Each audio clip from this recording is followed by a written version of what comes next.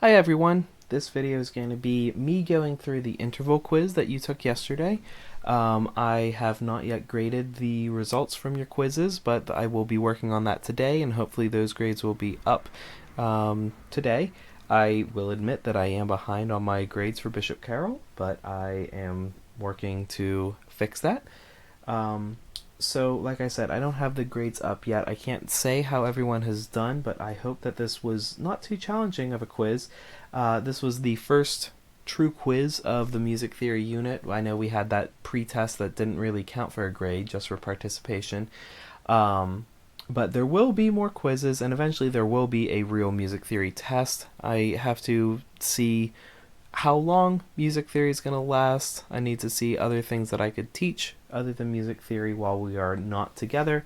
But anyway, this video is going to be me going through the interval quiz, so that way I can just clearly show you what the answers are. I'm not going to pull up the keyboard visualizer I like to use because I always end up talking way too much when I use that, and I know I always say that I won't talk too much. I hope that it's true this time. So what I'm going to do is I'm just going to go through this quiz. If you were somebody that felt that you did well with this quiz before you actually see your grade, or if you felt good taking it, you don't have to sit through this whole video. This is just for people that are interested in seeing my answers and just quickly talking through them. So let me just start going through. Number one, what interval is also known as a half step? So we have this question. Number one is asking about a half step, and number four is talking about a whole step. So these half steps and whole steps, they are the same thing as minor seconds and major seconds.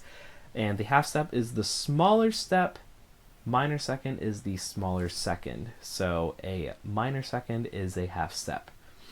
The biggest interval of the following. Now we should know by now that when we have our numbered intervals, the bigger the number, the bigger the interval. So here, second would be 2, fourth would be 4, sixth would be 6. An octave, that's not actually a number, but octave comes from the term octo, meaning 8. So we have 2, 4, 6, 8 in these examples. The octave is the biggest interval we've talked about, and it's the biggest interval in this list. Number 3, what interval exists between C and the C above it? So speaking of octave, I'm going to go ahead and highlight that right now. When you have a note, let's imagine that we have a musical staff here where I'm drawing a circle. Let's say we have the C underneath the treble clef staff. We have the C up in the fourth space above it. Those notes are an octave apart. Anytime you see two notes that have the same letter name, in this case C and C, that means that those notes are an octave apart, or possibly multiple octaves apart. What interval is also known as the whole step? So I've already talked about the minor second is the same as the half step, and the major second is the same as the whole step. And the last question on this section, what interval is the same as an augmented fourth and diminished fifth? So these two things, they're just different ways of saying the same exact thing. Augmented fourth, diminished fifth. So again, let's imagine we have some music right here. We have a staff here, and we like to use C as our baseline note. So we have a C underneath. 4 notes above C would be F, and the fifth of C is G. Now those are the perfect fourth and fifth though. The augmented fourth would be higher than the perfect fourth. So from C to an F sharp, that's your augmented fourth. And diminished fifth, that would be smaller than your perfect fifth. So from C to G flat, that would be your diminished fifth.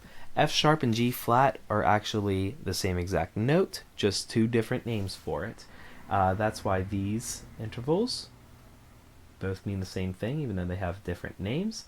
They also have another name, which is the tritone. From C up to F sharp, or C up to G flat, that is a tritone. Okay, second section, number 6. What note is a minor sixth above C? So if we start counting at 1 with C, then we will get to A when we get to number 6. And this is going to be A flat because we need a minor sixth. Now also, there was no A natural option, so as long as you could count to 6 and get to A, you would have gotten this one correct.